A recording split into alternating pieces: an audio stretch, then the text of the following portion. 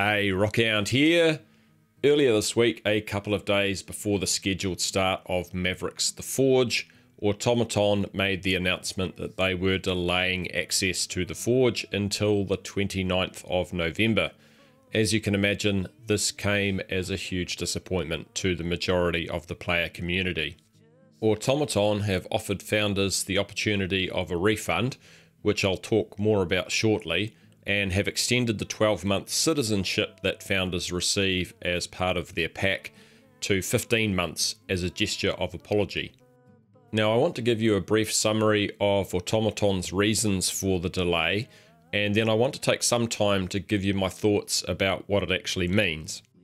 In the delay announcement, Automaton noted that they've come to the realization over the past few weeks that they needed more advanced tools to handle the level of analytics they're going to be dealing with, and that traditional solutions currently do not meet their requirements.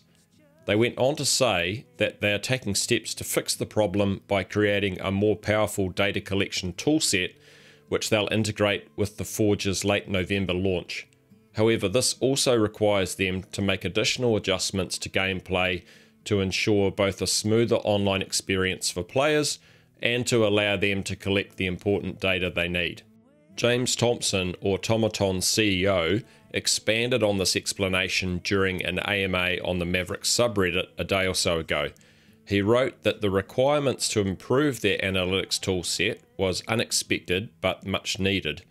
He went on to say that analytics in the Forge mean more than you might expect, because one of the objectives of the Forge is going to be about making rapid updates to the game, and he said that they can only launch when this process is robust enough to support a fast-paced approach to game development. Because no game has ever supported 1,000 concurrent players, having everything working together is a complicated distributed systems task. This means it has a knock-on effect to other areas of development, which is why they need to give it more time.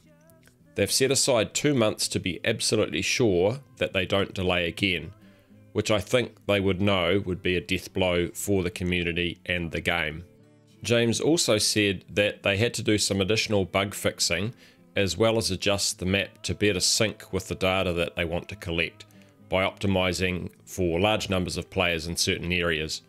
Now, the extra time is also allowing them to fine-tune other areas, including gunplay and animations. When asked if we could just start playing now and that they can sort the analytics along the way, James said that they would love to have that as an option before all the tools are ready, but that would actually have a negative impact on the data and therefore slow down development. They consider that understanding how players interact with the map, the weapons and each other for the very first few times is essential to making improvements to the game. Some of the most valuable data they think will come from the very first few hours of player experience in Mavericks, before players start to adapt their playstyle to the game. Okay, so that's Automaton's reasons for the delay, but what does it all mean? Well, I think two things have happened here. Firstly, I think we shouldn't underestimate the work that is required in developing a game that can allow 1,000 players or more on the map at once. To achieve that, Automaton need to use Spatial OS, which is relatively new software being developed by the rapidly growing company Improbable. There is significant money being invested into Improbable's development of Spatial OS, with their company valuation now sitting at around $2 billion. Improbable's involvement will undoubtedly have a massive impact on what Automaton will achieve, because Improbable will absolutely want to have their technology showcased well with Mavericks. So it's not just Automaton who have their work at stake. Mavericks is most likely the testbed for a lot of what Spatial OS can achieve. However, because it's such new technology, delays to development of the game were really inevitable. Development delays are not something that is uncommon even with AAA games that rely on existing technology. Look at Battlefield 5, for instance, the release of which has been pushed back by a month recently. The work on data gathering and analytics tools that's required is quite likely being done by both Automaton and Improbable, so it may not only be of benefit to Mavericks, but also to other games using Spatial OS down the track. If the devs say that the tools are required, then that's a message that's probably coming from the combined team of both companies, and I don't see any reason why we should doubt the need for it, or that we should just play the game now while they work on those tools. There will be members of the community who are really excited to see what can be achieved with Mavericks and Spatial OS, and if that means putting up with unexpected delays, then they'll probably be happy to ride those delays because the result could be pretty damned awesome, provided they're kept well informed along the way. And that really brings me to point 2.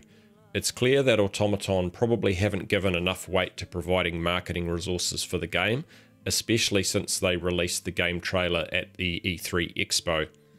They said recently they'd heard our combined dissatisfaction about that as a community in recent weeks and have started to take steps towards providing more regular communication like they used to do with Making Mavericks and roundtable Q&As earlier in the year. With an upcoming move to a larger office, seen here behind James Thompson, physically allowing Automaton to take on more staff, they are now advertising positions for an additional Mavericks community manager and also a company-wide marketing manager and a video producer. These are all positive steps towards significantly increasing their communication, allowing for weekly video updates and blog posts. During the Reddit AMA, James said we should expect regular content that you'll be able to see and set your watch by, which is clearly much needed. However, the downside is that these things take time to get up and running, and the issue with data gathering and analytics for Spatial OS has come at a time when we're yet to rebuild what might have been lost trust in the level of communication from the dev team. I think all of that results in members of the community now sitting in one of 3 groups. Group 1 is people who see what's happened, take it at face value, that is, delays in developing breakthrough technology combined with substandard communication, but those people also think that these things can be overcome and changed, and that there's significant investment which will make sure that that happens. Group 2 are people who are undecided about whether to ask for a refund or not, because they're uncertain about whether Automaton can make a great game. And Group 3 are people who have completely lost faith in the project and want the $30 they spent on a Founders Pack refunded. If you're in Group 3 and you do want a refund, requests will only be available to founders who signed up before Thursday the 20th of September and will be accepted between now and Friday the 12th of October. If you fall into that category, I would say perhaps what you should take away from all of this to make sure it doesn't happen to you again is to consider very carefully before spending $30 on a pre-released game made by a relatively unknown developer, if $30 is that important to you. If you're in Group 2 and unsure what to do, my advice is literally do nothing.